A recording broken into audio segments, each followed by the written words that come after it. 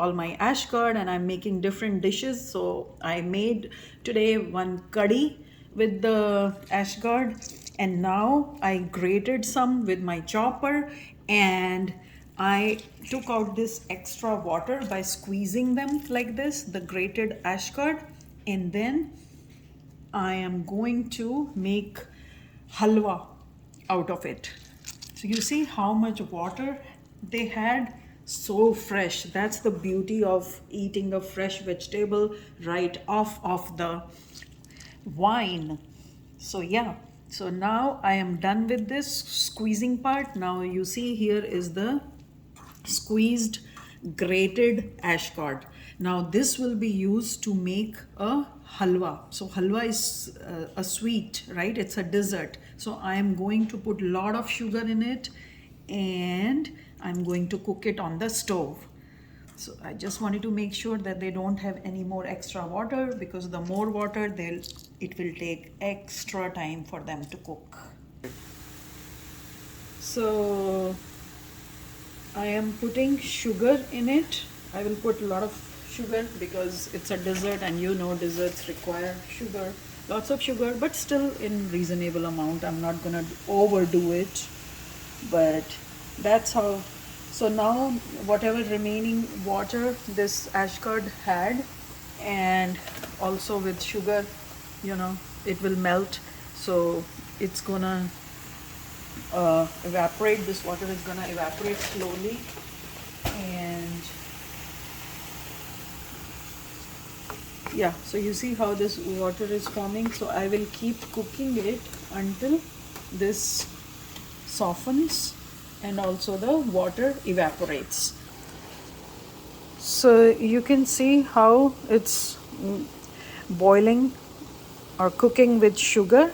Pretty soon this will dry, and once it dries a little bit more, I will put some milk, and I will also put some pure ghee, desi ghee in it.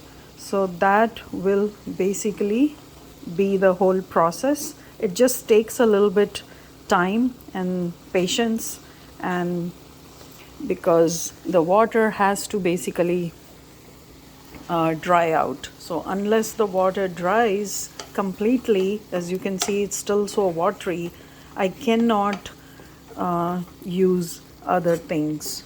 So basically right now it's cooking in like in sugar syrup, that's what you can say. Okay, and to garnish you can use elaichi, which is cardamom. You can also use cashews or pistachios, pistas and all. So it will look very cool once it's done, and I am very, very positive it will taste very good too. So I'm gonna pause. You can see how I have put some milk in it. Okay, so that's how you put a little bit milk, like half a cup should be enough. And if you have some mawa or koya, you can put that too. That will give it a very rich taste too. And now I am going to put some ghee in it. This pure ghee, desi ghee. Just 2 spoons should be enough. Let's see how it's boiling in milk. That will give it a pretty richness, you know.